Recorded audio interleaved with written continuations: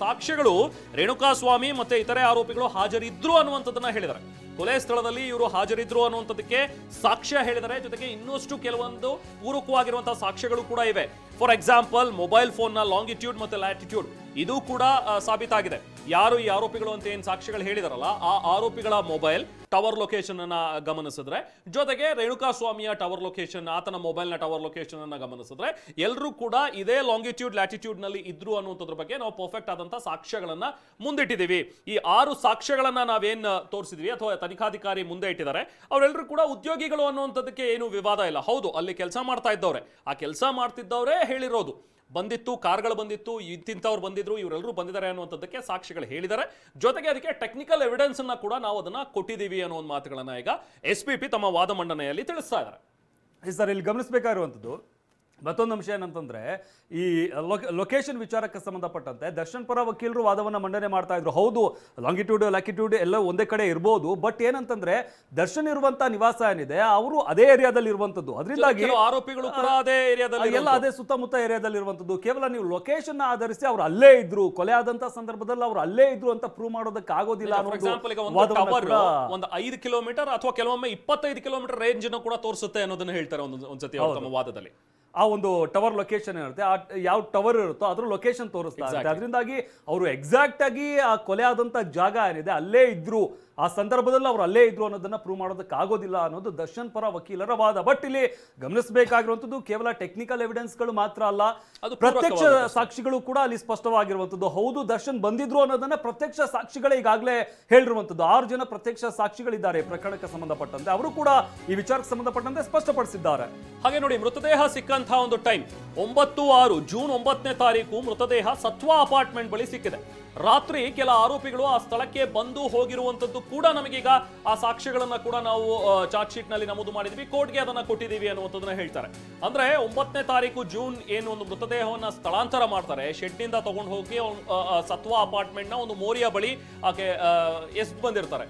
So ಅಲ್ಲಿ ಆರೋಪಿಗಳು ಅಂತ ನಾವೇನು ಹೇಳ್ತಿದ್ವಿ ಅಥವಾ ಯಾರು ಸರೆಂಡರ್ ಆಗಿದ್ರಲ್ಲ ಬಂದು, ಜೊತೆಗೆ ನಾವು ಶವವನ್ನ ಇಲ್ಲಿಂದ ಅಲ್ಲಿಗೆ ಸಾಗಿಸಿದ್ವಿ ಅನ್ನುವಂಥದ್ರ ಬಗ್ಗೆ ಇರುವಂತಹ ಆರೋಪಿಗಳು, ಅವರೆಲ್ಲರೂ ಕೂಡ ಅಲ್ಲಿಗೆ ಹೋಗಿ ಬಂದಿರುವಂತದ್ರ ಬಗ್ಗೆನೂ ಕೂಡ ನಮ್ಮ ಹತ್ರ ಸಾಕ್ಷ್ಯಗಳಿವೆ ಅನ್ನುವಂಥದ್ದನ್ನ SPP ಹೇಳ್ತಾರೆ. ರಾತ್ರಿ ಕೆಲ ಆರೋಪಿಗಳು ಅದೇ ಸ್ಥಳಕ್ಕೆ ಬಂದು ಹೋಗಿರೋದು ಯಾಕೆ? ಹಾಗಾದ್ರೆ ಎಲ್ಲವೂ ಕೂಡ ಕಾಕತಾಳೀಯ ಆಗೋದಕ್ಕೆ ಸಾಧ್ಯನಾ? ಶೆಡ್ ಹತ್ರ ನಿಮ್ಮ ಲೊಕೇಶನ್ ತೋರಿಸ್ತಾ ಇರೋದು ಕೂಡ ಅದು ಕಾಕತಾಳೀಯ ಆಗೋದಕ್ಕೆ ಸಾಧ್ಯನಾ? ಅಥವಾ ಮೃತದೇಹ ಸಿಗುವಂತಹ ಒಂದು ಜಾಗ ಕಾಮಾಕ್ಷಿಪಾಳ್ಯ ಲಿಮಿಟ್ಸ್ ಅಥವಾ ಅಪಾರ್ಟ್ಮೆಂಟ್ ಹತ್ರ, ಆ ಮೋರಿ ಹತ್ರ, ಅಲ್ಲೂ ಕೂಡ ಟವರ್ ಲೊಕೇಶನ್ ನಿಮ್ಗೆ ತೋರಿಸುತ್ತೆ ಅಂದ್ರೆ ಅದು ಕೂಡ ಕಾಕತಾಳೀಯ ಆಗತ್ತಾ? ಎಷ್ಟು ಕೋಇನ್ಸಿಡೆನ್ಸ್ ಆಗೋದಕ್ಕೆ ಸಾಧ್ಯ ಅನ್ನುವಂಥದ್ದನ್ನ ಪ್ರಶ್ನೆ ಮಾಡ್ತಾ ಇದ್ದಾರೆ. SPP ಈ ವಿಚಾರವಾಗಿ ಈಗ ತಮ್ಮ ವಾದ ಮಂಡನೆಯನ್ನ ಮಾಡ್ತಾ ಇದ್ದಾರೆ. ಇಲ್ಲಿ ಕೇವಲ ಲೊಕೇಶನ್ ಮಾತ್ರ ಅಲ್ಲ, CCTV ಕ್ಯಾಮೆರಾ ದೃಶ್ಯಾವಳಿಗಳನ್ನ ಕೂಡ ಪೊಲೀಸರು ವಶಪಡಿಸಿಕೊಂಡಿದ್ದಾರೆ. ಅದನ್ನು ಕೂಡ ಈಗಾಗಲೇ ನ್ಯಾಯಾಲಯದ ಮುಂದೆ ಮಂಡಿಸಿದ್ದಾರೆ. ಈ ಎಲ್ಲ ವಿಚಾರಗಳನ್ನ ಇಟ್ಕೊಂಡು ಸದ್ಯಕ್ಕೆ SPP ವಾದವನ್ನ ಮಂಡನೆ ಮಾಡ್ತಾ ಇರುವಂಥದ್ದು. ಅಂದ್ರೆ ದರ್ಶನ್ಗೆ ಈಗ ಸಿಕ್ಕಿರುವಂತಹ ಮಧ್ಯಂತರ ಜಾಮೀನು ಏನಿದೆ ಇದನ್ನ ಪ್ರಶ್ನಿಸ್ತಾ ಇರುವಂಥದ್ದು ಒಂದು ಕಡೆ ಆದ್ರೆ, ಈಗಾಗಲೇ ದರ್ಶನ್ ರೆಗ್ಯುಲರ್ ಬೇಲ್ಗೆ ಸಲ್ಲಿಸಿರುವಂತಹ ಅರ್ಜಿ ಏನಿದೆ ಇದರ ವಿಚಾರಣೆಯನ್ನು ಸದ್ಯಕ್ಕೆ ನಡೆಸಲಾಗ್ತಾ ಇರುವಂಥದ್ದು. ಕೊಡಬಾರ್ದು ಅನ್ನೋದು SPP ಅವರ ವಾದ. ಯಾಕೆ ಅಂತಂದ್ರೆ ಈ ಎಲ್ಲ ವಿಚಾರಗಳನ್ನ ಅವರು ಸದ್ಯಕ್ಕೆ ಮುಂದಿಡ್ತಾ ಇರುವಂಥದ್ದು. ಎಲ್ಲ ಸಾಕ್ಷಿಗಳು ಕೂಡ ದರ್ಶನ್ ವಿರುದ್ಧವಾಗೇ ಇದ್ದಾವೆ. ಗಮನಿಸಬೇಕಾಗಿರುವಂಥದ್ದು, ದರ್ಶನ್ ಹೊರಗಡೆ ಹೋದ್ರೆ ಈ ಸಾಕ್ಷಿ ನಾಶಪಡಿಸುವಂತ ಸಾಧ್ಯತೆ ಇದೆ. ಇನ್ನು 8ನೇ ತಾರೀಕು ಜೂನ್ 8ನೇ ತಾರೀಕು ರಾತ್ರಿ 8:30ಕ್ಕೆ ಪ್ರದೋಷ್ PSI ವಿನಯ್ ಜೊತೆ ಮಾತಾಡಿದ್ದಾರೆ ಅನ್ನುವಂಥ ಒಂದು ವಿಚಾರವನ್ನ ಈಗ ಮುಂದಿಡ್ತಾ ಇದ್ದಾರೆ SPP ಪ್ರಸನ್ನಕುಮಾರ್ ಅವರು. ಸೊ ಅಂದ್ರೆ ಪ್ರದೋಷ್ ಅವರು PSI ವಿನಯ್ ಜೊತೆಗೆ ಫೋನ್ ಮಾಡಿ ಹಣಕಾಸಿನ ವಿಚಾರಕ್ಕೆ ಸ್ವಲ್ಪ ಜಗಳ ಆಗ್ಬಿಟ್ಟಿದೆ, ಏನ್ ಮಾಡಬೇಕು ಹೇಳಿ ಅನ್ನುವಂಥದ್ರ ಬಗ್ಗೆ ಪೊಲೀಸ್ ಹತ್ರ ಕೇಳಿದಾರಂತೆ. ಸೊ ಇದ್ರ ಬಗ್ಗೆನೂ ಕೂಡ ಈಗ SPP ಗಮನ ಸೆಳೀತಾ ಇದ್ದಾರೆ, ಕೋರ್ಟ್ನ ಗಮನಕ್ಕೆ ತರ್ತಾ ಇದ್ದಾರೆ. ಮಧ್ಯರಾತ್ರಿ ಸುಮಾರು ಬಾರಿ ಕರೆ ಮಾಡಿ ಕೊಲೆ ಬಗ್ಗೆ ಮಾತಾಡಿದ್ರು. ಎಲ್ಲಿ ಹೇಗೆ ಅನ್ನೋದನ್ನ PSIಗೆ ಪ್ರದೋಷ್ ತಿಳಿಸಿಲ್ಲ. ಏನಾಗಿತ್ತು, ಕೊಲೆ ಆಗಿದೆಯೋ ಅಥವಾ ಎಲ್ಲಾಗಿದೆ ಅನ್ನುವಂಥದ್ದನ್ನು ಹೇಳಿಲ್ಲ. ಬದಲಾಗಿ ಈ ಥರದೊಂದು ಆಗ್ಬಿಟ್ಟಿದೆ, ಹಣಕಾಸಿನ ವಿಚಾರಕ್ಕೆ ಒಬ್ಬ ವ್ಯಕ್ತಿ ಜೊತೆಗೆ ಗಲಾಟೆ ಆಗಿದೆ, ಜಗಳ ಆಗಿದೆ, ಒಬ್ಬ ಸತ್ತೋಗ್ಬಿಟ್ಟಿದ್ದಾನೆ, ಏನು ಮಾಡಬೇಕಾಗತ್ತೆ ಅಂತ ಕೇಳಿದ್ದಾರೆ ಅನ್ನೋದು. ಅದನ್ನ ಈಗ SPP ಪ್ರಸನ್ನಕುಮಾರ್ ಅವರು ಕೋರ್ಟ್ನ ಗಮನಕ್ಕೆ ತರ್ತಾ ಇದ್ದಾರೆ. ಅಂದ್ರೆ ಒಂದಂತೂ ಸ್ಪಷ್ಟ, ಅಲ್ಲಿಗೆ ಅವರೇ ಹೇಳ್ಕೊಂಡಿರುವಂಥದ್ದು, ಅಂದ್ರೆ ಕೊಲೆ ಆಗಿದೆ ಅನ್ನೋದನ್ನ ಅವರೇ ಹೇಳ್ಕೊಂಡಿರುವಂಥದ್ದು. PI ಜೊತೆಗೆ ವಿನಯ್ ಜೊತೆಗೆ ಹೇಳ್ಕೊಂಡಿರುವಂಥದ್ದಂತೂ ಸ್ಪಷ್ಟ. ಅಂದ್ರೆ ವಾಟ್ಸಪ್ ಕಾಲ್ಗಳು ನೂರಾರು ಬಾರಿ ಅಲ್ಲಿ ವಾಟ್ಸಪ್ ಕಾಲ್ಗಳಾಗಿರುವಂಥದ್ದು ಕೂಡ ಗಮನಿಸಬೇಕಾಗುತ್ತೆ. ಇನ್ನು ಮಧ್ಯರಾತ್ರಿ ಸುಮಾರು ಬಾರಿ ಕರೆ ಮಾಡಿ ಕೊಲೆ ಬಗ್ಗೆ ತಿಳಿಸಿದ್ದಾರೆ. ಎಲ್ಲಿ ಹೇಗೆ ಅನ್ನೋದನ್ನ PSIಗೆ ಪ್ರದೋಷ್ ತಿಳಿಸಿಲ್ಲ. ಅಂದ್ರೆ ಎಲ್ಲಿ ಹೇಗೆ ಯಾರು ಮಾಡಿದ್ರು ಅನ್ನೋದ್ರ ಬಗ್ಗೆ ತಿಳಿಸಿಲ್ಲ. ಮಧ್ಯರಾತ್ರಿ ಸುಮಾರು ಬಾರಿ ಕರೆ ಮಾಡಿ ಕೊಲೆ ಬಗ್ಗೆ ಹೇಳ್ಕೊಂಡಿದ್ದಾರೆ. ಹೀಗಾಗಿದೆ ಅಂತ ಹೇಳ್ಕೊಂಡಿದ್ದಾರೆ. ಆದ್ರೆ ಯಾರು ಮಾಡಿದ್ರು, ಹೇಗಾಯ್ತು, ಯಾಕಾಯ್ತು ಅನ್ನೋದ್ರ ಬಗ್ಗೆ ಹೇಳಿಲ್ಲ. ಬಟ್ ಏನ್ ಮಾಡಬಹುದು ಅನ್ನೋದ್ರ ಬಗ್ಗೆ ಅಲ್ಲಿ PSI ಜೊತೆ ಮಾತನಾಡಿದ್ದಾರೆ. ಏನ್ ನೋಡಿ ಇಂಟ್ರೆಸ್ಟಿಂಗ್ ಹೇಗಿದೆ ಅಂತ ಹೇಳಿ, ಈಗ SPP ಇದನ್ನ ಹೇಳ್ತಾ ಇದ್ರೆ ನೋಡಿ, PSI ವಿನಯ್ಗೆ ಸಾಕಷ್ಟು ಬಾರಿ ಕಾಲ್ ಹೋಗಿದೆ. ಮಧ್ಯರಾತ್ರಿ ಕಾಲ್ ಮಾಡುವಂತ ಔಚಿತ್ಯ ಏನಿರುತ್ತೆ, ಅದು ವಾಟ್ಸ್ಆಪ್ ಕಾಲ್ ಮಾಡಿ ಮಾತಾಡಿದ್ದಾರೆ ಅಂತೇಳಿ. ಬಟ್ ಇಲ್ಲಿ ಒಂದು ಡಿಫೆನ್ಸ್ ಏನಿದೆ, ಆರೋಪಿಗಳ ಪರ ವಕೀಲರ ಡಿಫೆನ್ಸ್ ಏನಿದೆ ಅಂತ ಹೇಳಿದ್ರೆ, ಮಧ್ಯರಾತ್ರಿ ಬೇರೆ ಯಾವುದೋ ವಿಚಾರಕ್ಕೋಸ್ಕರ PSI ಜೊತೆ ಮಾತಾಡಿರ್ಬಹುದಲ್ಲ, ಬೇರೆ ಏನೋ ಒಂದು ಪ್ರಾಬ್ಲಮ್ ಆಗಿತ್ತು, ಅದಕ್ಕೇನೋ ಸಲಹೆ ತಗೊಳ್ಳೋದಕ್ಕೆ ಮಾತಾಡಿರ್ಬೋದು. ನೀವು ಇದಕ್ಕೆ ಫೋನ್ ಮಾಡಿದ್ದಾರೆ ಅನ್ನುವಂಥದ್ದನ್ನ ಹೇಗೆ ಹೇಳ್ತೀರಿ ಅನ್ನುವಂಥದ್ದನ್ನ ಅವ್ರು ಕೇಳ್ತಾರೆ. ಮಧ್ಯರಾತ್ರಿ ಅದೇ ದಿನ ಫೋನ್ ಮಾಡಿರೋದು ಬಹುಶಃ ಕಾಕತಾಳೀಯ ಆಗಿರ್ಬೋದು, ಇದು ಕೋಇನ್ಸಿಡೆನ್ಸ್. ಸೊ ಏನು ಮಾತಾಡಿದ್ರು ಅನ್ನುವಂಥದ್ದಕ್ಕೆ ಪ್ರೂಫ್ ಏನಿದೆ? ಯಾಕಂದ್ರೆ ವಾಟ್ಸಾಪಲ್ಲಿ ನಿಮಗೆ ಕಾಲ್ ಡೀಟೇಲ್ ಸಿಗಲ್ಲ, ವಾಟ್ಸಪ್ಪಲ್ಲಿ ಟೈಮಿಂಗ್ ಸಿಗುತ್ತೆ. ನೀವು ಎಷ್ಟೊತ್ತು ಫೋನ್ ಮಾಡಿದ್ರಿ, ಎಷ್ಟು ಕಾಲ್ ಬಂದಿತ್ತು, ಎಷ್ಟು ಕಾಲ್ ಡ್ಯೂರೇಷನ್ ಆಗಿದೆ ಅಂತ ಗೊತ್ತಾಗುತ್ತೆ ಹೊರತು ನಿಮಗೆ ಕಾಲ್ನಲ್ಲಿ ಏನು ಮಾತಾಡಿದ್ರು ಅಂತ ಗೊತ್ತಾಗೋದಿಲ್ಲ.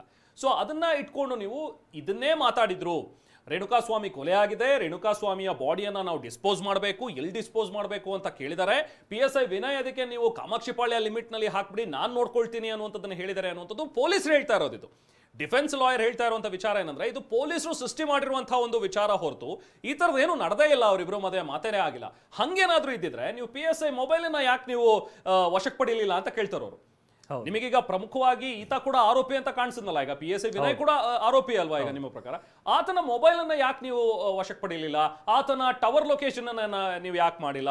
ಕಾಲ್ ಡೀಟೇಲ್ಸ್ DRS ತೆಗಿಬೇಕಿತ್ತು, ಅದ್ರದ್ದು ಕೂಡ ನೀವು ಯಾಕೆ ತೆಗ್ದಿಲ್ಲ ಅನ್ನುವಂಥದ್ದನ್ನ ಅವ್ರು ಕೇಳ್ತಾ ಹೋದ್ರೆ. ಸೊ ಈಗ ಇದೇ ವಿಚಾರಕ್ಕೆ ಪ್ರಸನ್ನ ಕುಮಾರ್ ಅವರು ಹೇಳ್ತಾ ಇರುವಂತದ್ದು, ಇಲ್ಲ ಅವತ್ತು ರಾತ್ರಿ ಸುಮಾರು ಕಾಲ್ ಮಾಡಿದ್ದಾರೆ, ಸುಮಾರು ಕಾಲ್ ಮಾಡಿ ಈ ವಿಚಾರವನ್ನ PSI ಹೇಳಿದ್ದಾರೆ, ಈ ತರದೊಂದು ಜಗಳ ಆಗಿದೆ, ಬಟ್ ಯಾರು ಎತ್ತ ಏನು ಹೇಳಿಲ್ಲ, ಈ ತರ ಒಂದು ಜಗಳ ಆಗ್ಬಿಡಿದೆ, ಹಿಂಗೊಂದು ಆಗ್ಬಿಡಿದೆ, ಏನ್ ಮಾಡ್ಬೇಕು ಹೇಳಿ ಅಂತ ಸಲಹೆ ಕೇಳಿದ್ರು ಅನ್ನುವಂಥದ್ದನ್ನ SPP ಹೇಳ್ತಾ ಇದ್ದಾರೆ.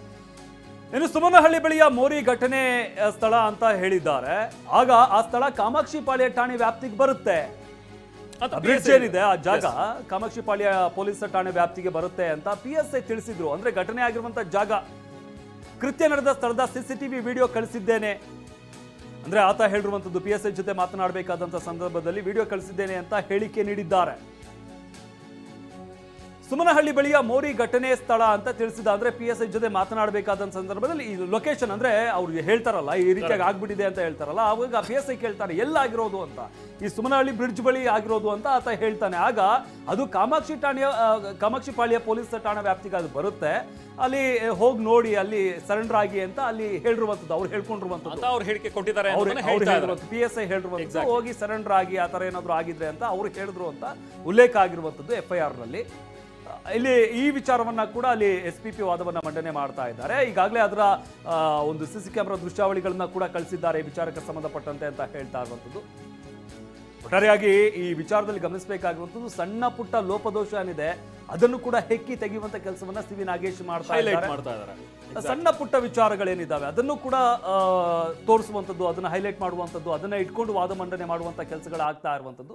ಒಟ್ಟಾರೆಯಾಗಿ ತಮ್ಮ ಪ್ರಬಲ ವಾದವನ್ನ ಈಗಾಗಲೇ CV ನಾಗೇಶ್ ಮಂಡಿಸಿದ್ದಾರೆ. ಅದಕ್ಕೆ ಪ್ರತಿಯಾಗಿ ಈಗ SPP ವಾದವನ್ನ ಮಂಡನೆ ಮಾಡ್ತಾ ಇರುವಂಥದ್ದು. ಹೌದು, ಯಾವ ಕಾರಣಕ್ಕಾಗಿ ದರ್ಶನ್ಗೆ ಬೇಲ್ ಕೊಡಬಾರ್ದು ಅನ್ನೋ ವಿಚಾರಕ್ಕೆ ಸಂಬಂಧಪಟ್ಟಂತೆ ತಮ್ಮ ಪ್ರಬಲ ವಾದವನ್ನ SPP ಮಂಡನೆ ಮಾಡ್ತಾ ಇದ್ದಾರೆ. ಸದ್ಯಕ್ಕೆ ದರ್ಶನ್ನ ಭವಿಷ್ಯ ಏನಾಗುತ್ತೆ ಅನ್ನೋದು ಕುತೂಹಲ ಒಂದು ಕಡೆ ಆದ್ರೆ ಗಮನಿಸ್ತಾ ಇರುವಂಥದ್ದು. ಒಂದು ಕಡೆ ಈಗಾಗಲೇ ಹಾಸ್ಪಿಟಲ್ನಲ್ಲಿದ್ದಾರೆ ದರ್ಶನ್, ಅಲ್ಲಿ ಮಧ್ಯಂತರ ಜಾಮೀನು ಪಡ್ಕೊಂಡು ಸರ್ಜರಿ ಆಗಬೇಕು ಅಂತ ಅಲ್ಲಿ ಜಾಯ್ನ್ ಆಗಿದ್ದಾರೆ. ಬಟ್ ಸರ್ಜರಿ ಇನ್ನೂ ಕೂಡ ಆಗಿಲ್ಲ. ಆ ವಿಚಾರವೂ ಕೂಡ ಸದ್ಯಕ್ಕೆ ಕೋರ್ಟ್ನಲ್ಲಿ ಚರ್ಚೆ ಆಗ್ತಾ ಇರುವಂಥದ್ದು. ಅದರಿಂದಾಗಿ ದರ್ಶನ್ ಭವಿಷ್ಯ ಏನಾಗುತ್ತೆ ಅನ್ನೋ ಕುತೂಹಲ ಸದ್ಯಕ್ಕೆ ಹೆಚ್ಚಾಗ್ತಾ ಇದೆ. ಎಸ್, ಈಗ SPP ಪ್ರಸನ್ನ ಕುಮಾರ್ ಅವರು ವಾದ ಮಂಡಿಸ್ತಾ ಇರುವಂತಹ ವಿಚಾರಕ್ಕೆ ಸಂಬಂಧಪಟ್ಟಂತೆ, ಈಗ ಬಾಡಿಯನ್ನ ಏನು ಡಿಸ್ಪೋಸ್ ಮಾಡೋದಕ್ಕೆ ಹೋಗಿದ್ರು ಅದು ಸುಮನಹಳ್ಳಿ ಬಳಿಯ ಒಂದು ಮೋರಿ ಘಟನೆಯ ಸ್ಥಳ ಅನ್ನುವಂಥದ್ದನ್ನ PSI ವಿನಯ್ ಅವರಿಗೆ ಫೋನ್ ಮಾಡಿ ತಿಳಿಸ್ತಾರೆ.